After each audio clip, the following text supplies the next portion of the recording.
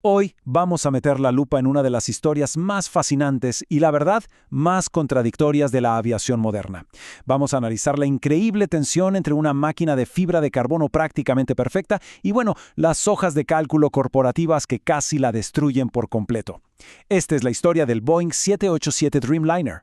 Y si intentamos visualizar esto de manera realista, imaginando la escala física de este avión frente a las decisiones de oficina, nos encontramos con un relato sobre cómo un éxito tecnológico verdaderamente asombroso terminó fracturando para siempre a una cultura de ingeniería que, hasta ese momento, era legendaria. Muy bien, vamos directo al grano. 32 mil millones de dólares. ¿Sí? ¿Escucharon bien? Ese fue el costo final de desarrollo de todo el programa del 787. Para poner esta monumental cifra en perspectiva, la proyección original de la compañía era de apenas unos 10 mil millones. O sea, el costo literalmente se triplicó. Y para entender cómo el fabricante de aviones más exitoso del mundo llegó a este punto, enfrentando retrasos paralizantes, lidiando con componentes físicos gigantescos que sencillamente no encajaban en la línea de ensamblaje y casi llevándose a la bancarrota en el proceso, tenemos que retroceder al momento exacto en que todo comenzó. Sección 1. La amenaza y el cambio de rumbo. A principios de la década de los 2000, el panorama aeroespacial estaba cambiando a pasos agigantados. Por primera vez en muchísimo tiempo, Boeing estaba perdiendo terreno real frente a su archirrival, Airbus, que estaba dominando el mercado con modelos súper eficientes y acababa de lanzar ese gigante de los cielos, el A380. Así que Boeing tuvo que tomar una decisión difícil y abandonar su concepto Sonic Cruiser. Era un avión con alas afiladas que prometía volar casi a la velocidad del sonido, pero gastaba muchísimo combustible. Y la realidad era que, en la era post-11 de septiembre, el mercado exigía otra cosa. Las aerolíneas querían eficiencia pura y dura, no velocidad. Querían esquivar los enormes y congestionados aeropuertos centrales. Básicamente buscaban un avión de entre 200 y 300 pasajeros que fuera sumamente rentable, capaz de hacer rutas directas, cruzando océanos enteros de Seattle a Copenhague, sin una sola escala.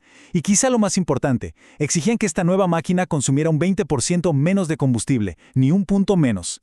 Esto nos lleva a la sección 2, la revolución de los nuevos materiales. Fíjense en este contraste, porque aquí está la clave técnica del asunto. Durante décadas, toda la aviación dependió de un solo protagonista, el aluminio. Planchas de metal pesado, unidas por miles y miles de remaches, que con los años son propensas a la fatiga estructural y, por supuesto, a la corrosión. Pero el 787 pateó el tablero. Decidieron apostar por el plástico reforzado con fibra de carbono para que conformara nada menos que el 50% del peso total de la aeronave. Imaginen esto de una forma muy realista. Enormes barriles de fuselaje que ya no necesitan remaches, sino que son básicamente hilos de carbono tejidos y horneados a altísimas temperaturas en unos autoclaves industriales gigantes hasta convertirse en una sola pieza unificada. El resultado es un material increíblemente rígido, mucho más liviano y que, detalle no menor, jamás se corroe. Hablamos de algo que nunca, pero nunca, se había intentado a una escala tan colosal para un avión comercial. Y lo más interesante es que los beneficios de cambiar de material se sienten directamente en nuestros propios cuerpos al volar. Como el fuselaje de fibra de carbono no es un metal que se vaya a oxidar con el vapor de agua, ni sufre ese desgaste constante de expandirse y contraerse, el diseño permitió presurizar la cabina a unos 6.000 pies, en lugar de los tradicionales 8.000. Además, los sistemas ahora pueden inyectar muchísima más humedad en el aire, saltando de un desértico 4% a un mucho más agradable 15%. Fisiológicamente, ¿qué significa esto? Menos deshidratación, menos oídos tapados, menos dolores de cabeza y una reducción impresionante de ese agotamiento físico brutal y el desfase horario que todos odiamos al bajar del avión tras 14 horas de vuelo. Pero, y siempre hay un pero, entramos a la sección 3, el experimento de la subcontratación. Detrás de toda esta magia técnica se estaba gestando una realidad corporativa bastante cruda. El salto estratégico fue innegable. Para desarrollar el 787, Boeing externalizó, escuchen bien, un asombroso 70% de la fabricación. Un 70%. La corporación estaba intentando transformar su identidad por completo. Querían dejar de ser un fabricante tradicional, donde sus propios ingenieros supervisaban cada remache en un solo lugar, para convertirse en una especie de integrador financiero, esparciendo todo el riesgo operativo a lo largo de una compleja red mundial. Si miramos cómo quedó estructurada esta red, vemos un verdadero rompecabezas global. Hablamos de enormes pesas físicas, componentes estructurales masivos, cruzando océanos en barcos de carga. Teníamos secciones gigantescas del fuselaje central horneándose en Italia, la nariz y esas alas inmensas estructurándose en Japón, y otras partes clave ensamblándose en diferentes plantas dentro de Estados Unidos. Y ojo con este dato, porque la apuesta era súper arriesgada. A estos socios no solo se les pedía que construyeran las piezas, no, también se les exigió que financiaran su propio desarrollo y diseñaran los complejos sistemas internos, asumiendo todo el riesgo financiero y sin cobrar un centavo hasta que el avión final fuera entregado. El plan logístico era, bueno, digamos que era casi una fantasía sacada de un Excel. Se daba por sentado que integrar ingeniería aeroespacial de ultimísima generación iba a ser tan fácil como armar un mueble de esos que vienen en caja o conectar los cables de un televisor nuevo. Según el plan, estas inmensas secciones cilíndricas llegarían completamente listas, con todos los cables y tuberías ya instalados directo a la planta principal en Everett, Washington. Y una vez ahí, el ensamblaje final tomaría apenas 3 días. ¡3 días! Pero como todos sabemos, la cruda y obstinada realidad de la física y la ingeniería industrial resultó ser brutalmente diferente a las optimistas proyecciones de las oficinas. Lo que realmente pasó con este experimento fue una cascada de retrasos absolutamente paralizante. Literalmente, las piezas gigantes llegaban a la planta de ensamblaje y no encajaban, así de simple. Había arneses de cables que físicamente era imposible conectar entre sí, miles y miles de piezas de sujeción que se habían instalado mal y huecos literales entre los enormes barriles del fuselaje. ¿Por qué? Todo porque estos proveedores, que estaban dispersos por el mundo entero, estaban usando versiones distintas e incompatibles del software de diseño en 3D. Un caos total. El primer vuelo del Dreamliner a duras penas se logró recién a finales de 2009, muchísimos años después de lo que se había prometido originalmente.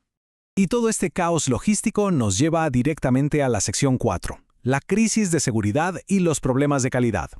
Resulta que la fragmentación del proyecto no se quedó solo como un tremendo dolor de cabeza en las fábricas. Al poco tiempo empezó a manifestarse en el aire y con consecuencias físicas sumamente peligrosas.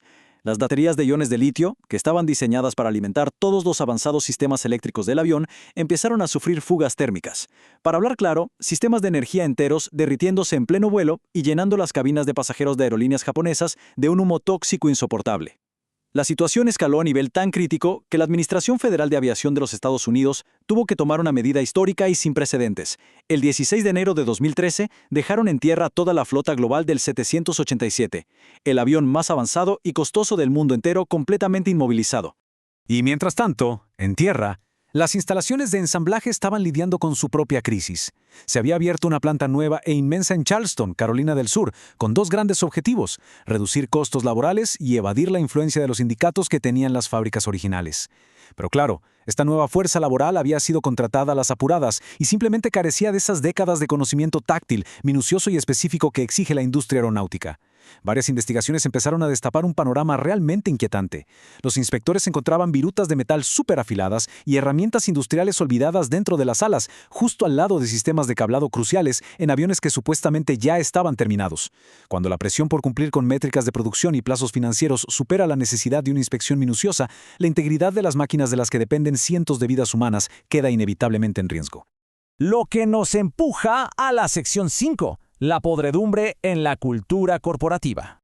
Es que, si lo pensamos bien, los incendios en pleno vuelo y las llaves inglesas olvidadas dentro de las alas no eran hechos aislados, eran síntomas muy tangibles de una transformación profunda y alarmante en el ADN de la empresa, como bien advirtieron varios expertos internos de la compañía en aquel entonces, y cito: no se puede subcontratar el conocimiento, y absolutamente no se puede construir un avión por comité cuando ese comité está disperso por todo el planeta. La ingeniería aeroespacial exige una precisión extrema en un mismo espacio físico. No hay forma de reemplazar la resolución de problemas cara a cara, donde ingenieros y mecánicos tocan el metal y la fibra de carbono juntos, por una red financiera global que solo busca el componente al menor precio posible. Simplemente no funciona así. Lamentablemente, esa misma cultura corporativa que se había instalado, esa mentalidad obsesionada con la velocidad, con acortar los plazos a toda costa y priorizar las proyecciones financieras sobre el diseño cuidadoso de soluciones seguras, fue exactamente la que pavimentó el camino hacia una de las peores tragedias de la aviación reciente. Hablamos, por supuesto, de los accidentes del 737 MAX, una dependencia fatal en un software apresurado, el famoso sistema MCAS, que se instaló en fuselajes antiguos simplemente para evitar el altísimo costo de certificar un avión desde cero. Sumado a una profunda captura regulatoria, el resultado fue catastrófico. 346 vidas perdidas. Ese fue el costo real y humano de un enfoque corporativo que desplazó por completo a la excelencia técnica. Finalmente llegamos a la sección 6. El legado amargo, a medio camino entre el éxito y la fractura. Entonces, es momento de poner todo en la balanza y evaluar cómo quedó el programa en contraste con el precio altísimo que pagó la empresa. A ver, hoy por hoy el avión en sí es un rotundo éxito técnico. Cambió las reglas del juego, validó el uso masivo de materiales compuestos y transformó los viajes largos de punto a punto, convirtiéndose finalmente en un programa rentable con más de 1.200 de estas majestuosas aeronaves surcando los cielos. Pero no podemos olvidar esa monumental cifra inicial, ese sobrecosto de $32.000 millones, sumado a los años de demoras logísticas, le regaló a Airbus el tiempo perfecto para diseñar y adueñarse de una gran parte del mercado con su propio avión de fibra de carbono, el A350. En resumen, la corporación logró hacer volar su gran maravilla tecnológica, sí, pero a costa de fracturar permanentemente la confianza con los reguladores y, peor aún, desangrar la esencia misma de su institución. Todo esto nos deja con una reflexión bastante pesada para cerrar. La tecnología probó que funciona, y la visión detrás del diseño de este avión fue absolutamente magistral, pero la apuesta financiera estuvo a milímetros de destruir a sus propios creadores.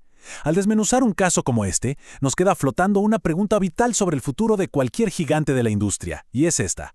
¿Es realmente posible reconstruir el conocimiento, la experiencia física y esa rigurosa cultura de seguridad de una institución una vez que han sido sacrificados y desmantelados intencionalmente solo para ahorrar algo de dinero a corto plazo? Es algo que definitivamente nos da muchísimo en qué pensar.